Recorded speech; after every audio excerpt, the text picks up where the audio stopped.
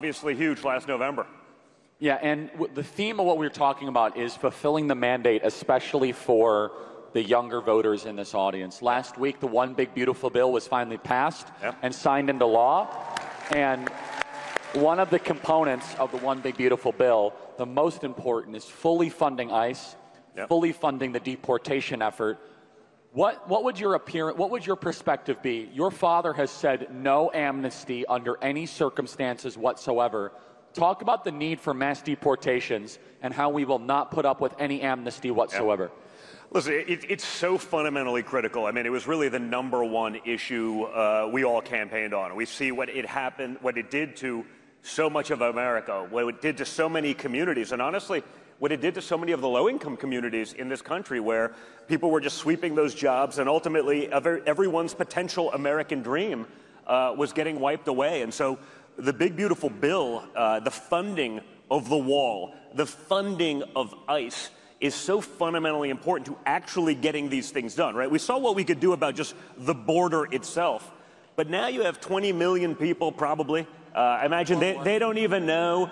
Just getting in there, they're getting all the benefits. You know, the benefits that you guys pay for yourselves, that your parents probably paid for all of you guys. They get that with no contribution to the system. And that was by design under the Biden administration.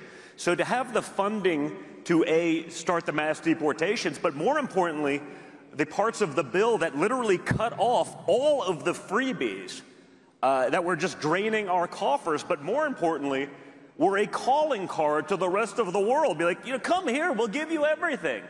You know, the health care that you got gets diluted because you get to pay for thousands of others, millions of others, tens of millions of others, who will likely never even pay into the system. It doesn't work. It doesn't work in any other country, and there's a reason no other country was doing it. So, you know, that was a fundamental aspect of the Big Beautiful Bill, to now actually have the funding to do this. And it was sort of amazing to me how much even reluctance there was from so many, you know, allegedly on our side, who's, well, it's just controversial. You're gonna have to deport someone.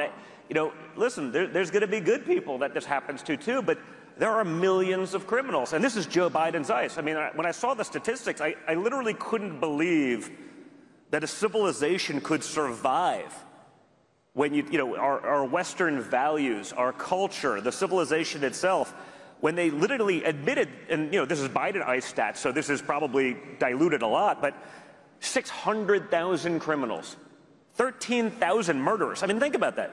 13,000 murderers were let into the country. They knew they were murderers, and they let them into the country.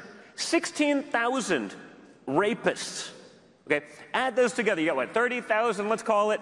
30,000 murderers and rapists. There's about 4,000 counties in America. Imagine you spread them out, you know, evenly throughout that. Yeah, we'll throw 7 murderers or rapists into every county in America. How's that going to work? Wait, what's the end game there? And that's what was going on. The end game is Lake and Riley.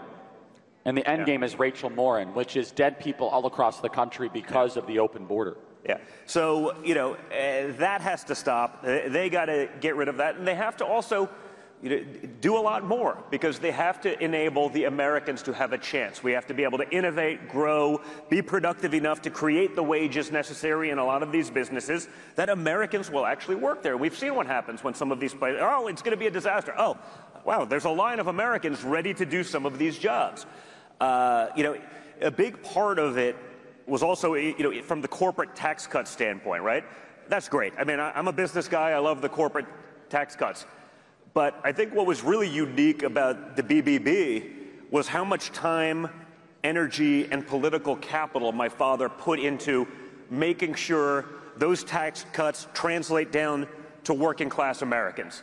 Okay, when you have the no tax on tips, all of these ideas, they're going to benefit Americans so greatly. The original tax plan from the first administration, it did just that. Everyone said, oh, it's just corporate, it's just corporate. But I think the stats were like close to 90% of Americans, like regular people, got thousands and thousands of dollars in real benefits to them. And that's the idea. I mean, his fundamental purpose is to make sure that those real Americans, the hardworking Americans who've seen their wages diminished with inflation, we're getting that under control too, but that were really struggling for the last few years, actually get to see the benefits of these cuts. And again, it's one of those things where my father had to go way out of his way because, you know, the Republican climate, well, we're going to do it for corporations and maybe some of that will trickle down. No. You know, it's going to be about the Americans, about getting them the most benefit out of this. And that's how everyone wins. And so this